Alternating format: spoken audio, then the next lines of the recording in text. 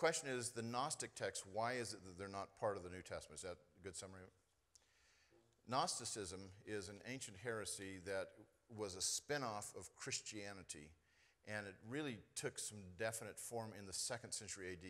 This is the first reason why those Gnostic texts are not part of the New Testament. You've got the Gospel of Thomas, which is the most well-known one, and that's probably pre-Gnostic. But then there's the Gospel of Mary, Philip, there's the Gospel of Peter, there's the Apocalypse of Peter. That's not Gnostic, but it's another one of these documents. And then you've got the Gospel of Judas, which is as Gnostic as they get. Gnosticism believed that salvation is through knowledge.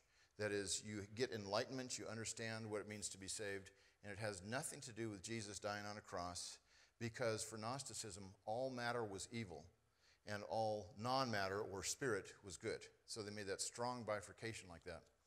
And that's why in the Gospel of Judas, Jesus tells Judas that you're going to be regarded as a hero because you're doing the most noble thing possible, because you're the one who's going to betray my body, this shell that my spirit has to inhabit until now. And by killing off that body, my spirit will be free. So you're really a good guy. That's very consistent with Gnosticism, and it's also completely inconsistent with the Christian faith, as you well know. Part of the reason, and this is one of the key issues about Gnosticism that's important to catch, part of the things that you notice in Gnosticism is they do not hold to any kind of a biblical creation model. That is, they thought there was a bad God who created matter and a good God who didn't. And so if you have a view of the faith that says the creator God is evil, that's Gnosticism, that's not Christianity, that's not Judaism. So the fundamental reason why these books were never put into the canon is because they fundamentally disagreed with even how God relates to the world. A second reason is there's none of them that come from the 1st century. The only books that go into the New Testament canon are documents from the 1st century. And that's what's called the test of apostolicity or antiquity. It's either written by an apostle or an associate of an apostle.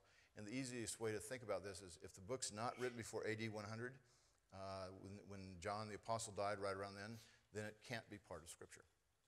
That, by the way, should be a good grid for you when these new documents come out, like the Gospel of Judas came out a couple years ago. You say, well, what date are they getting? 3rd century. I think that's too late. It's just too late to be part of the Scripture.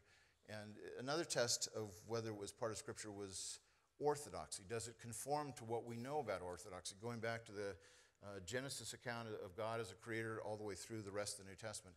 And these books simply don't even come up to the match at all.